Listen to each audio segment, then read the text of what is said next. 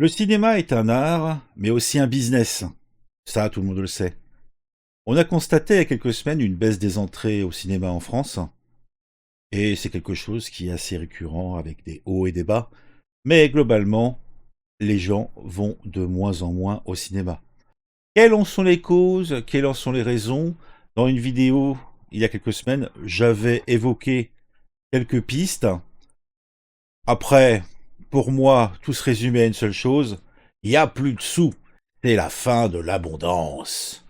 Mais les industriels du secteur, ceux qui gèrent des grands centres de cinéma, ont pris des décisions diamétralement opposées. D'un côté, on a ceux qui font de la masse, avec plus ou moins de réussite, avec des centres monstrueux où on peut aller voir à plus de 7000, 8000 personnes du cinéma avec, on va dire, un traitement digne d'un poulailler industriel.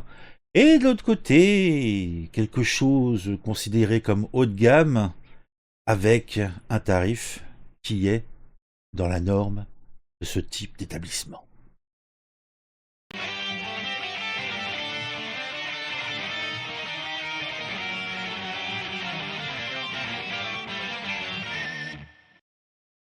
Et moi qui suis, je dirais pas que je fais partie de l'élite, au grand Dieu non, mais c'est vrai que tant qu'aller au cinéma, même si je paye un prix plus important, je préfère à des conditions optimum.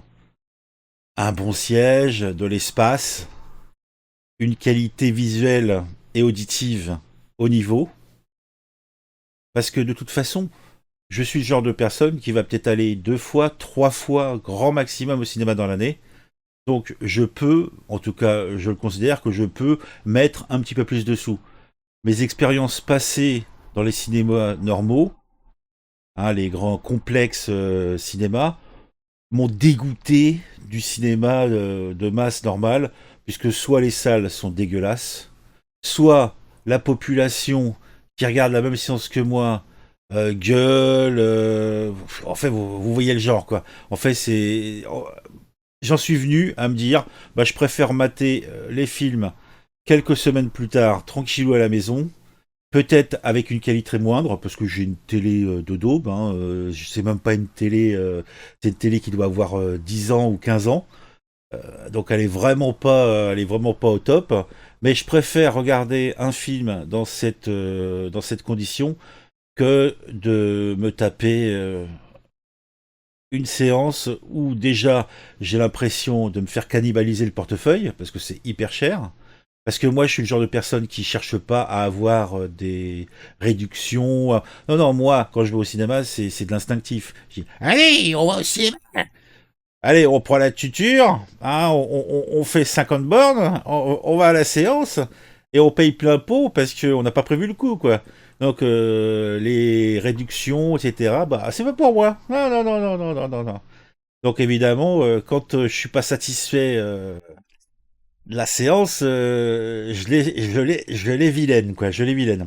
Donc, comme je disais, on a un article du Parisien où on nous parle d'un nouveau cinéma qui a été, plutôt un ancien cinéma qui a été tout cassé et tout refait pour en faire, on va dire, un cinéma, à défaut d'être de luxe, un cinéma plus plus.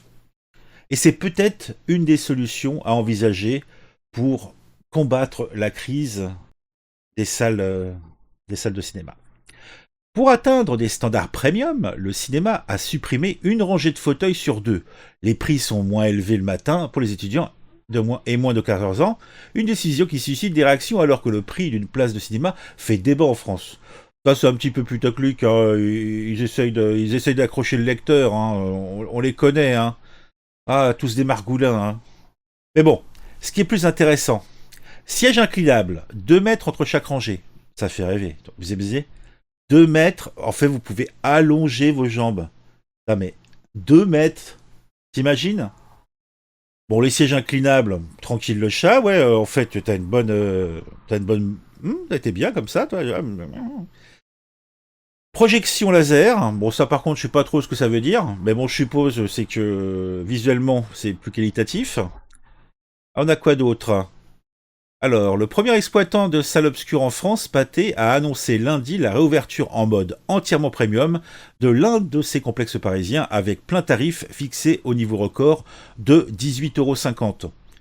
Bon, moi personnellement, quand je vais au ciné, si je compte la place, donc ça doit être à peu près dans les 10 euros, plus la petite friandise, par tête de pipe, on s'en tire à peu près à 20 balles. Totalement rénové, l'ancien Gaumont Parnasse, rebaptisé Pâté Parnasse, est situé entre le Jardin du Luxembourg et la gare Montparnasse. Donc, déjà, c'est pas le cinéma de la Courneuve, hein. C'est déjà dans un quartier assez bourgeois et rupin.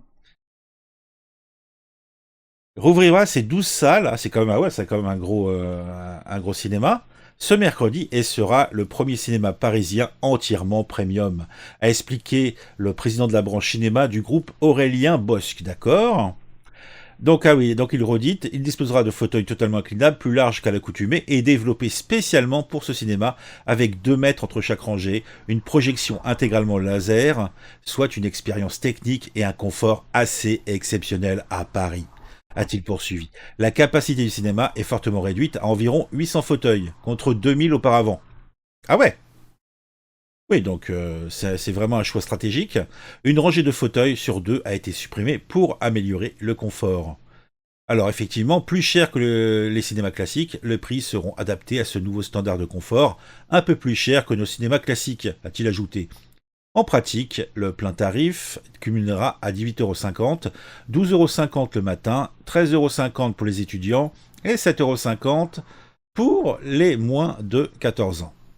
Miser sur l'expérience cinéma et le haut de gamme ou contenir le prix pour rester la sortie culturelle la plus accessible. Le débat est vif ces derniers mois dans l'industrie, qui cherche la solution pour renouer avec le public. La réouverture du Parnasse traduit la stratégie choisie par Jérôme Sédou, le patron du groupe Pathé, d'une montée en gamme et d'une modernisation de ces salles pour créer la différence et inciter les spectateurs à sortir à nouveau au cinéma. Alors la question en fait véritablement intéressante. Là, on nous dit diffusion laser ou je sais pas quoi. Je sais pas à quoi ça correspond. Mais j'avais vu une émission, plutôt une vidéo de Durandal, je crois, qui parlait en fait des systèmes donc de diffusion donc cinéma avec les histoires de son, donc le son qui se diffuse dans la salle, avec la qualité des écrans par rapport au type de film qu'on diffusait. Et ça jouait beaucoup. Donc est-ce qu'il y a vraiment eu un effort vraiment sérieux qui a été fait au niveau des conditions de diffusion donc des films? Ou est-ce que c'est seulement au niveau de l'espace disponible, etc. Ça, c'est important. Parce que bon, si on a les deux, s'il y a des salles adaptées pour différents types de formats, effectivement, ça peut être très intéressant. C'est vrai qu'en fait, moi, ce type d'offre a plutôt tendance à me plaire. Puisque je suis un consommateur exceptionnel donc des cinémas. En fait, c'est vraiment une sortie hein, pour des gens comme moi. C'est vraiment là où les 2-3 sorties de l'année. Là, par exemple, on est à Noël. Bon, il va y avoir le grand film de Noël familial. Je sais pas ce que ça va être cette année. Hein, et on veut que ça soit le kiff. Par contre, c'est vrai que pour les consommateurs réguliers, ceux qui vont toutes les semaines au ciné, c'est vrai que ça fait un budget. Mais les conditions, moi je sais que par expérience, les conditions que j'ai dans les cinémas normaux, sachant que bon bah j'y vais dans les périodes en fait de plus forte influence, hein, les week-ends, aux séances où t'as toute la plèbe comme moi hein, qui travaille, bah, qui peut y aller. euh, c'est pas très satisfaisant, quoi. C'est pas très satisfaisant. Miser sur l'expérience cinéma et le haut de gamme, ça je l'ai déjà dit. Le plein tarif ne traduit pas attends, qu'est-ce qu'ils nous disent d'autre? Le plein tarif ne traduit que partiellement le prix du cinéma, selon le Centre national de la cinématographie plutôt, CNC. Le prix moyen d'une place recette TTC par entrée des longs métrages s'est élevé à 7,09 € en 2021. 2 tiers des spectateurs de cinéma payent un tarif réduit selon la Fédération nationale des exploitants des salles. Ok. Bon, En fait, vous me direz, bah, pourquoi tu nous parles de ça? Parce qu'en fait, à la base, je suis tombé sur un post. Bon, je me suis pas fait mal, hein, rassurez-vous. Donc un poste de Pablo Pillo Vivien, qui semble en tout cas il se déclare comme tel, rédacteur en chef de Regard, ainsi que dans... bon, on s'en fout du reste. Donc il est rédacteur en chef de Regard. Et il fait un tweet dans lequel il dit Pathé est en train d'inventer le cinéma pour les riches, exclusivement les riches, à 18,50 € la place. Le capitalisme pense pouvoir transformer l'art en luxe alors qu'ils ne font que l'assassiner. L'art est une résistance, sinon il est un fascisme. Bon, au-delà du pathos de ce qu'il dit, et comme il le dit, c'est une question intéressante. Alors, est-ce que le fait de faire un cinéma pour les riches est possible, est humainement possible? Interdire à la plèbe d'accéder à ce cinéma? Ah, il y a peut-être même il y a peut-être des physionomistes à l'entrée qui regardent si les gens sont bien habillés. Ça doit jouer aussi. Ou alors, ce n'est que le temple de l'apparat et de la monnaie. Je ne sais pas, je ne sais pas. Donc ça m'a fait un petit peu rebondir sur qu'est-ce que c'est que regard. Parce que je me suis dit, bon, quelqu'un qui est contre les riches, les puissants, hein, qui peuvent se permettre des cinémas de luxe, alors que bon, foncièrement, entre nous, c'est vraiment de la mauvaise foi du gars, hein. Bon, déjà, c'est clair que je doute que dans ce cinéma, on va avoir la diffusion de films d'art et d'essai. Hein. Ou alors, c'est parce qu'il y aura véritablement un public dans le quartier qui aime bien voir ce type de film. Ah, les films qui font 25 000 places en ayant 200 salles, non, celle-là, il n'y en aura pas là. Hein. Il n'y aura pas de possible. Donc, on va s'intéresser un petit peu au magazine Regard. Donc, magazine Regard, ça parle de quoi? La gauche d'après. Donc, bon, déjà, c'est orienté plutôt à gauche. Alors, réforme des retraites, argument fallacieux d'Emmanuel Macron, exclu demi-finale. Alors, l'avocate franco-palestinienne Salah Mouri, expulsé, non, l'avocat, expulsé d'Israël, sa campagne, Elsa Lefort, appelle à ne pas céder. Donc en fait, c'est des shows, quoi. C'est quoi? C'est quelle gauche, celle-là? C'est la gauche NUPES, la gauche PCF. Ah tiens, on a un article sur social-démocratie versus révolution, les termes du monde d'avant la crise écologique. Oh. Arrêtons de tout raser. Le stade final de l'impérialisme, un avenir radicalement écoféministe. Bon, alors on a tout alors. On a l'islamo-gauchisme, on a ouais, donc on a le wokisme. Ouais, ouais, je pense qu'ils ont coché tous les trucs. Alors maintenant, puisqu'on va parler pognon, et des regards défiscalisés avant fin décembre. Donc je crois que c'est une scope, hein. Donc ce sont leurs- les journalistes qui sont propriétaires de leur truc, je crois.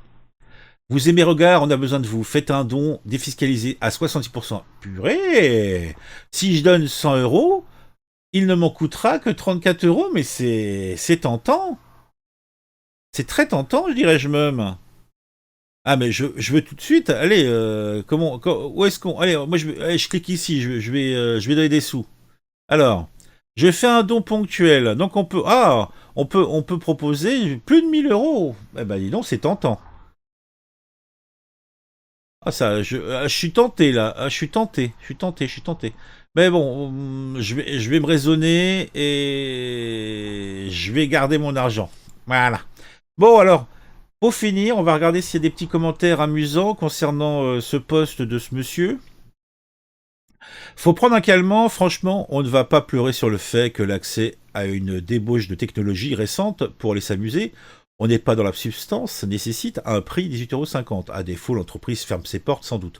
Oui, en fait, ce que j'ai pas dit, et en fait, ça sera un petit peu la conclusion, c'est que on le dit, hein, tout le monde s'en lamente, hein, dans ce business, il y a clairement une baisse de la fréquentation.